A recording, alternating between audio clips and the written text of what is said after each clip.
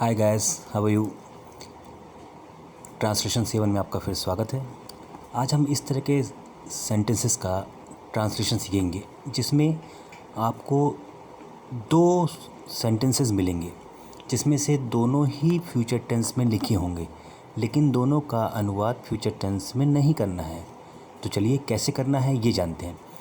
तो मानिए कि आपके पास एक सेंटेंस मिलता है, अगर तुम जाओगे तो मैं जाऊँगा, अगर वर्षा आएगी तो सूखी घास भी हरी हो जाएगी। जब हमें क्वेश्चन पेपर मिलेगा उसके बाद हम उत्तर लिखेंगे। तो जब आपको इस तरह के सेंटेंसेस मिले तो आपको परेशान होने की आवश्यकता नहीं है। ऐसे वाक्यों का ट्रांसलेशन जब आप करेंगे तो इसमें देखेंगे तो इसमें दो प्रकार के वाक्य आपको मिलेंगे और दोनों हिंदी में फ्यूचर टेंस में लिखे रहेंगे और जिनके बीच में समय का केवल संबंध रहेगा।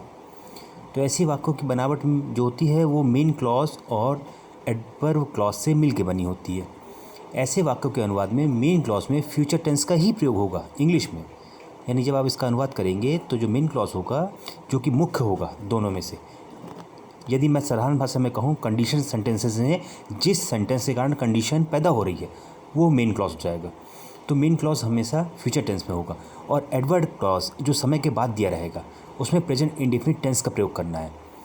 और दोनों क्लॉज में कनेक्टर के स्थान पर, अब देखिए यहाँ पर केवल समय ही डिनोट होता है, इसलिए समय के परिप्रेक्ष्य में हम विभिन्न प्रकार के शब्दों का प्रयोग करेंगे।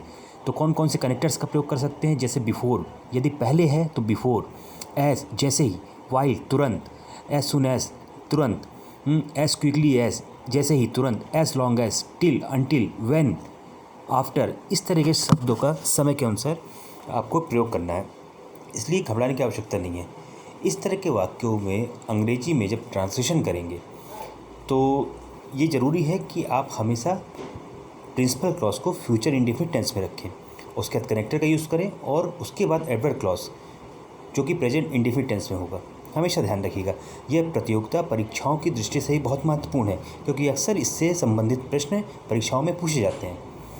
अब मैंने यहाँ कुछ सेंटेंसेस लिखे हैं, उसके ट्रांसलेशन भी है, ध्यान से देखिएगा। जब वह आएगा तब मैं जाऊंगा, जब वह आएगा तब मैं जाऊंगा, तो यहाँ पर मेन क्लॉज बनेगा आपका मैं जाऊंगा, आई विल गो, तो ये फ्यूचर टेंस में हो जाएगा। अब व्हेन, कंडीशन देखिए, समय देखिए, तब, आई विल गो व्हेन, अब वह आएगा, ये प्रेजेंट इंडेफिनिट टेंस में हो जाएगा। ही कम्स, तो इसका ट्रांसलेशन होगा I will go when he comes, जब वह आएगा उसके बाद मैं जाऊँगा, I will go after he comes, जब वह बोलेगा तो उसके पहले मैं बोलूँगा, I will speak before he speaks. तो इसमें कठिन नहीं है, केवल आपको समझने की आवश्यकता है। अब मैंने यहाँ पर कुछ सेंटेंसेस देखिए दे रखे हैं आपको और इसमें कनेक्टर के रूप में मैंने शब्दों का भी चयन किया है। तो आशा करता हूँ कि आपको इसमें से मेन क्लॉज और एडवर्ब क्लॉज आसानी से पता लग जाएंगे और उसका ट्रांसलेशन आप आसानी से कर सकते हैं।